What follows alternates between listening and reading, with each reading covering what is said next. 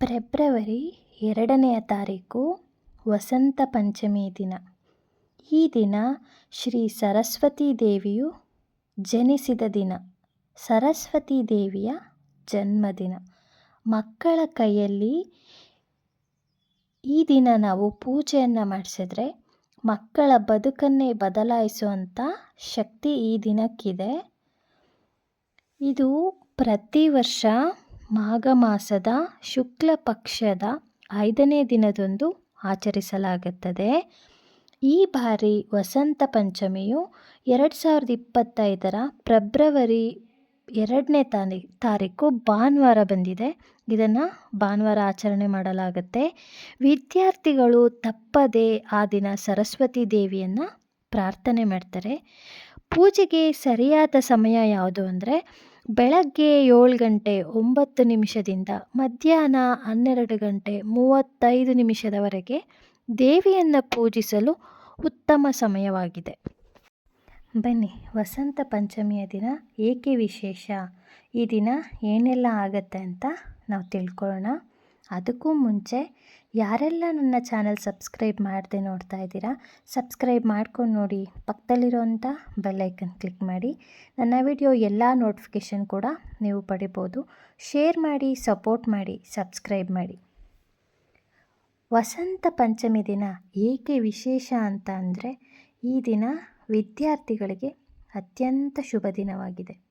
ಈ ದಿನ ಸರಸ್ವತಿ ದೇವಿಯನ್ನು ಪೂಜಿಸುವುದು ಜ್ಞಾನ, ಯಶಸ್ಸು ಮತ್ತು ಆಧ್ಯಾತ್ಮಿಕ ಬೆಳವಣಿಗೆಗೆ ಸಹಾಯ ಮಾಡುತ್ತದೆ. ಕಲಿಕೆಯಲ್ಲಿ ಹಿಂದುಳಿದಿರುವಂತಹ ವಿದ್ಯಾರ್ಥಿಗಳು ವಿಶೇಷ ಪರಿಹಾರಗಳ ಮೂಲಕ ಆತ್ಮವಿಶ್ವಾಸವನ್ನು ಹೆಚ್ಚಿಸಿಕೊಳ್ಳಬಹುದು. ಸರಸ್ವತಿ ದೇವಿ ಬುದ್ಧಿವಂತಿಕೆ, ಕಲೆ ಮತ್ತು ವಿಜ್ಞಾನದ ದೇವತೆಯಾಗಿದ್ದಾರೆ. ಈ ದಿನ ಅವರ ಜನ್ಮದಿನ ಆಗಿರೋದ್ರಿಂದ ಪೂಜೆಯು ಅಧ್ಯಯನದಲ್ಲಿ ಯಶಸ್ಸನ್ನು ತರುತ್ತದೆ. ಹಿಂದೂ ಧರ್ಮಗಳಲ್ಲಿ ಸರಸ್ವತಿ ದೇವಿಯನ್ನು ಪೂಜಿಸಲಾಗುತ್ತದೆ. ವಸಂತ ಪಂಚಮಿ ವಿದ್ಯಾರ್ಥಿಗಳಿಗೆ ವಿಶೇಷವಾದಂತಹ ದಿನ ಅಂತಲೇ ಹೇಳ್ಬೋದು. ಚಿಕ್ಕ ಮಕ್ಕಳಿಗೆ ಸತ್ಯ, ಶಿಕ್ಷಣ ಮತ್ತು ಆಧ್ಯಾತ್ಮಿಕ ನಿರ್ದೇಶನದ ಅನ್ವೇಷಣೆಯನ್ನು ಪ್ರಾರಂಭಿಸಲು ಮಂಗಳಕರವಾಗಿದೆ. ಕಾಂಪಿಟೇಟಿವ್ ಎಕ್ಸಾಮ್ಸ್ ಈ ಥರ ಇರೋರು, ಸ್ವಲ್ಪ ವೀಕ್ ಇದುವೆ ಅಂತ ಅನ್ನೋರು ಈ ಪೂಜೆಗಳನ್ನ ಮಾಡೋದ್ರಿಂದ ಉತ್ತಮ ಫಲಿತಾಂಶನ ನಾವು ಪಡಿಬೋದು. ಉತ್ತಮ ಓದುವಿಕೆಗಾಗಿ ವಿದ್ಯಾರ್ಥಿಗಳನ್ನು ಪ್ರೇರೇಪಿಸಲು ಸರಸ್ವತಿ ದೇವಿಯನ್ನು ಪೂಜಿಸುವ ಮೂಲಕ ಅವರು ಹೊಸ ಭರವಸೆಯನ್ನು ಮತ್ತು ಶಕ್ತಿಯನ್ನು ಪಡೆಯುತ್ತಾರೆ. ನಾವು ಪ್ರತಿ ವರ್ಷ ಮಾಘ ಮಾಸದ ಶುಕ್ಲ ಪಕ್ಷದ 5ನೇ ದಿನದಂದು ಈ ವಸಂತ ಪಂಚಮಿಯನ್ನು ಆಚರಿಸಲಾಗುತ್ತೆ. ಈ ಬಾರಿ ವಸಂತ ಪಂಚಮಿ 2025 ಫೆಬ್ರವರಿ 2ನೇ ತಾರೀಕು ಭಾನುವಾರ ಬಂದಿದೆ. 7 ಗಂಟೆಯಿಂದ 12:30ವರೆಗೂ ಉತ್ತಮ ಸಮಯ ಆಗಿದೆ ಪೂಜಿಸಲು. ಪೂಜೆಯ ವಿಧಾನ ಯಾವುದು ಅಂದರೆ ಪವಿತ್ರ ಸರಸ್ವತಿ ಯಂತ್ರವನ್ನು ಮನೆಯ ಪೂಜಾ ಕೋಣೆಯಲ್ಲಿ ಇಡಬೇಕು, ಅಥವಾ ಸರಸ್ವತಿ ದೇವಿಯ ಫೋಟೋ ಅಥವಾ ವಿಗ್ರಹ ಏನಿದೆ ಅದನ್ನು ಇಟ್ಟು ಪೂಜೆ ಮಾಡಬೇಕು. ಮನೆಯಲ್ಲಿ ನಾವು ಉಪಯೋಗಿಸುವಂಥ ಕಾಮಾಕ್ಷಿ ದೀಪ ಏನಿರುತ್ತೆ ಅದರಲ್ಲಿ ಕೂಡ ಕೆಲವೊಂದರಲ್ಲಿ ಸರಸ್ವತಿ ಚಿತ್ರ ಇರುತ್ತೆ ನೋಡಿ, ಅದನ್ನು ಕೂಡ ನಾವು ಇಟ್ಟು ಪೂಜಿಸ್ಬೋದು.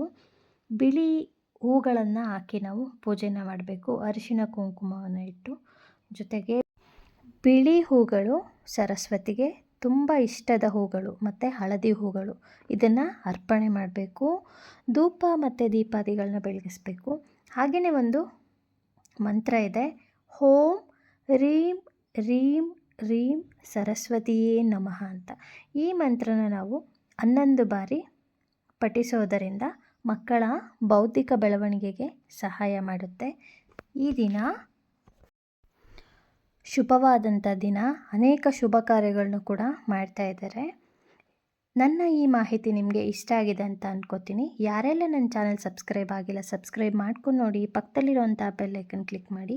ನನ್ನ ಎಲ್ಲ ವಿಡಿಯೋ ನೋಟಿಫಿಕೇಷನ್ ಕೂಡ ಪಡಿಬೋದು. ಮುಂದಿನ ವಿಡಿಯೋದೊಂದಿಗೆ ಭೇಟಿಯಾಗೋಣ.